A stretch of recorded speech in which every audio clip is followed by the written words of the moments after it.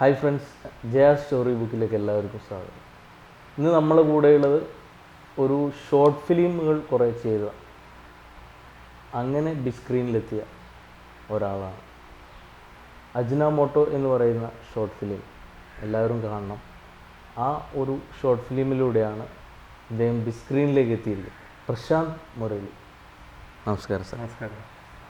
അപ്പോൾ എന്താണ് സാറിൻ്റെ എക്സ്പീരിയൻസ് എന്താണ്? അപ്പോൾ നമ്മളിപ്പോൾ എല്ലാവരുടെയും ആഗ്രഹമാണ് ബിഗ് സ്ക്രീൻ എന്നുള്ളത്. അപ്പോൾ ഇതിൻ്റെ പുറകെ ഒത്തിരി കാലമായോ ഇതിൻ്റെ പുറകെ? എന്താണ് അതിൻ്റെ ബാക്ക്ഗ്രൗണ്ട് എന്ന് വെച്ച് കഴിഞ്ഞാൽ ഞാൻ കെ.ആർ. നാരായണ ഫിലിം ഇൻസ്റ്റിറ്റ്യൂട്ട് പഠിച്ചതാണ്. Okay. K R. Narayana film institute എന്ന് വെച്ചാൽ നമ്മുടെ പൂനെ ഫിലിം ഇൻസ്റ്റിറ്റ്യൂട്ട് പോലെ തന്നെ നാഷണൽ ഫിലിം സ്കൂളാണ്. പക്ഷെ അധികം ആർക്കും അറിയില്ല. ഞാൻ അതിൻ്റെ ഫസ്റ്റ് ബാച്ചാണ്. ഓക്കെ. അപ്പം അത് കഴിഞ്ഞിട്ട് നേരെ അതിലെന്താ, എങ്ങനെയാണ് അതിൽ എൻട്രി? എങ്ങനെയാണ് അതിന് എൻട്രൻസ് ഉണ്ട്, പിന്നെ ഓറിയന്റേഷൻ ഉണ്ട്, പിന്നെ ഇന്റർവ്യൂ ഉണ്ട്. അത് കഴിഞ്ഞിട്ടാണ് അതിനകത്തേക്ക് അഡ്മിഷൻ കിട്ടുന്നത്. 6 കോഴ്സുകളാണ്. ഒരു ബാച്ചിൽ എങ്ങനെയാണ് എത്ര പേര്? അങ്ങനെ അതെ, 6 കോഴ്സുകളാണുള്ളത്. ഒരു ബാച്ചിൽ മൊത്തം 60 പേര്, ഒരു കോഴ്സിന് 10 സീറ്റ് വെച്ചിട്ട്. ഓക്കെ. അങ്ങനെയാണ്. അപ്പൊ ഞാൻ പഠിക്കുമ്പോൾ ഡിഗ്രി ഡിപ്ലോമ ആയിരുന്നു 3 വർഷത്തെ. പക്ഷെ ഇപ്പൊ അത് മാറുന്നുണ്ട്, അതെന്തോ PG-യിലേക്കൊക്കെ അപ്ഗ്രേഡ് ചെയ്യുന്നുണ്ടെന്ന് തോന്നുന്നു. Okay okay.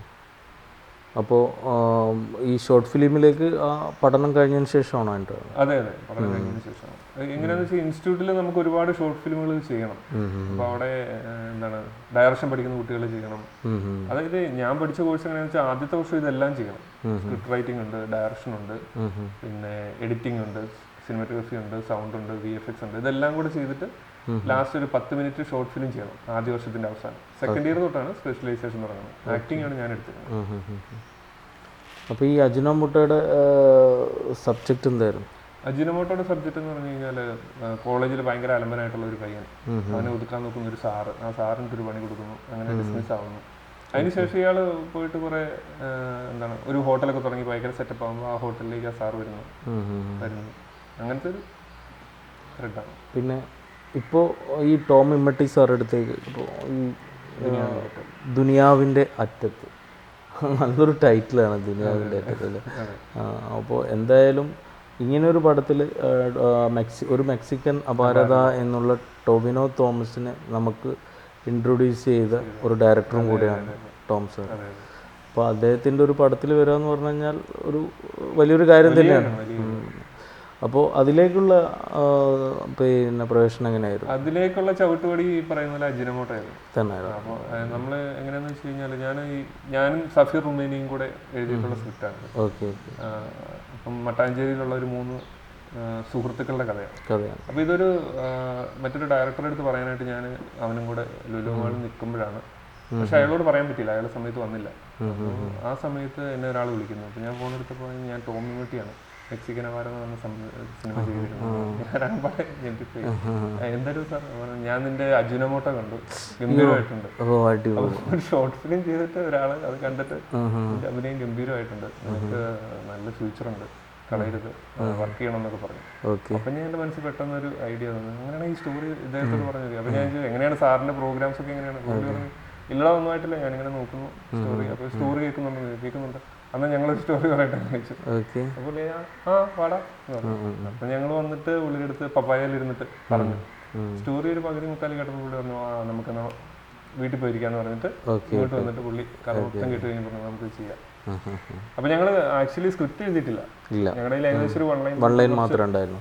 കുറച്ച് പോയിന്റുകൾ മാത്രമേ ഉള്ളൂ. പുള്ളി പറഞ്ഞത് ഇവിടെ തന്നെ ഇരുന്ന് എഴുതിക്കോളാൻ പറഞ്ഞിട്ട് ഇവിടെ തന്നെ ഇരുന്നാണ് നമ്മൾ സ്ക്രിപ്റ്റ് കംപ്ലീറ്റ് എഴുതിയത്. അപ്പത്തേക്കും മറ്റേ കൊറോണ വന്നു. അങ്ങനെ കുറച്ച് നാൾ സ്ക്രിപ്റ്റ് ഇരുന്നു. പിന്നെ പോയിട്ട് ഞങ്ങൾ തിരിച്ചു വന്നു.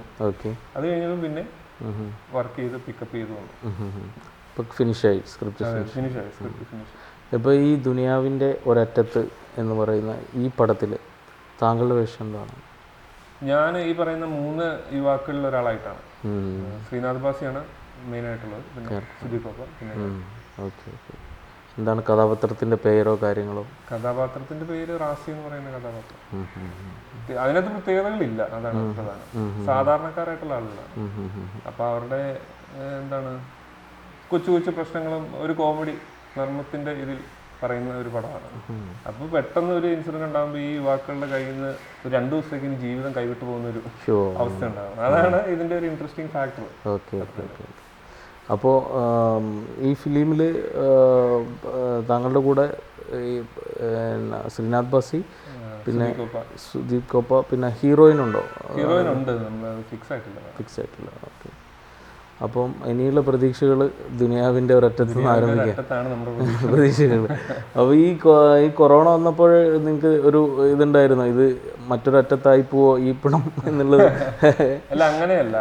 ഇതെങ്ങനെയാന്ന് വെച്ച് കഴിഞ്ഞാൽ നമ്മൾ ഈ ത്രെഡ് പറയുമ്പോൾ തൊട്ട് ത്രെഡിന് അതിനാൽ തന്നെ എന്തോ ഒരു ശക്തിയുള്ള പോലെ ആയിരുന്നു. അത് അതിനാൽ തന്നെ ഹോൾഡ് ചെയ്യുന്ന ഒരു ഫീലാണ് നമുക്ക് കിട്ടിയത്.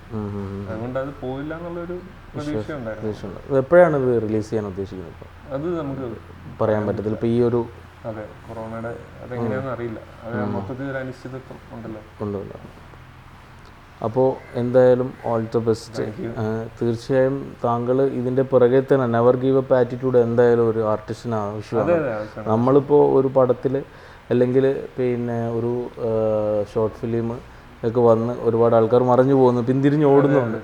താങ്കളുടെ ആറ്റിറ്റ്യൂഡ് എന്തായാലും താങ്കളെ ഇന്നിപ്പോൾ ഒരു ബിഗ് സ്ക്രീനിലേക്ക് താങ്കളുടെ സ്വപ്നത്തിൻ്റെ ഒരു പൂർണ്ണതയിലേക്ക് എത്തിയിരിക്കുകയാണ് അല്ലേ? എന്താ സന്തോഷമാണല്ലോ എന്തായാലും. അപ്പോൾ എന്താണ് കുടുംബം കാര്യങ്ങൾ? കുടുംബം, ഭാര്യയുണ്ട്, കുട്ടികളുണ്ട്. എല്ലാവരും സപ്പോർട്ടീവാണ്? അല്ലെങ്കിൽ നമുക്ക് ഒരിക്കലും ഇതിനകത്ത് വരാൻ പറ്റില്ല. എത്ര കുട്ടികളുണ്ട്? 2 കുട്ടികളുണ്ട്. പഠിക്കുകയാണല്ലോ? അല്ലല്ല, കൊച്ചുകുട്ടികൾ. അപ്പം പിന്നെ എവിടെ സ്ഥലം എവിടെ വരുന്നത്? പാലായിൽ നിന്നിപ്പോൾ എല്ലാവരും ഇപ്പോൾ ഫിലിമിൻ്റെ ഒരു തലസ്ഥാനമായ എറണാകുളത്ത് വന്നിട്ടാണ് ഇത് ട്രൈ ചെയ്യുന്നത്. എന്തായാലും താങ്കൾ ട്രൈ ചെയ്തതിൽ താങ്കൾക്ക് അതിനൊരു നല്ലൊരു ഫലം തന്നെ കിട്ടിയിരിക്കുകയാണ്. അപ്പം ദുനിയാവിൻ്റെ ഒരറ്റത്ത് എല്ലാവിധ ആശംസകളും നേരുന്നു.